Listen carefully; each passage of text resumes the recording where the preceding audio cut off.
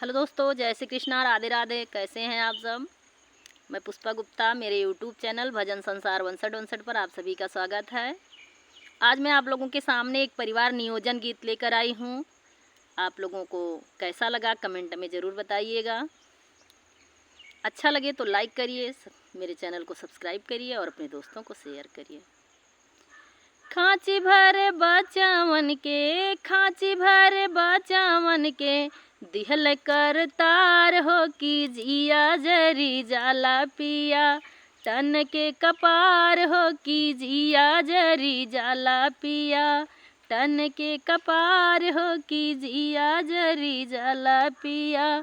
खांची भर बचावन के, खांची भर बचावन के, दिहल कर तार हो की जिया जरी जाला पिया।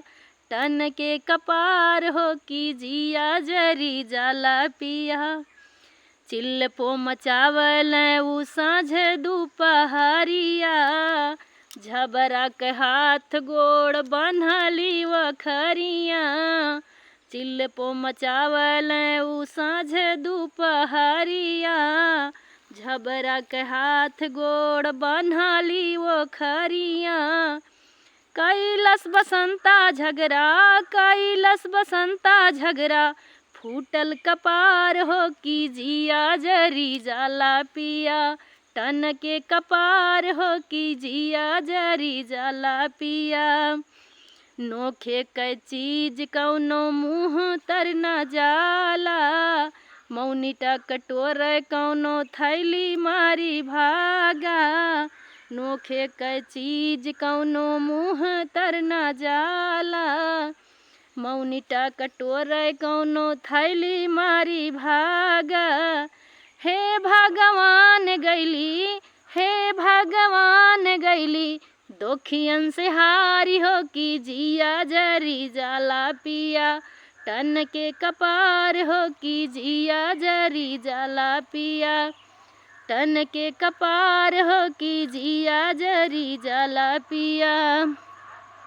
देखी कै विपतिया टोला टाटी मुस्काला, दर्जन का पूरा करबा कालुआ के दादा। देखी कै विपतिया टोला टाटी मुस्काला, दर्जन का पूरा करबा भोलुआ के दादा। एक दोई बचवे मोरे, एक दोई बचवे मोरे, घर के सिंगार हो की जिया जरी जाला पिया। तन के कपार हो की जिया जरी जाला पिया।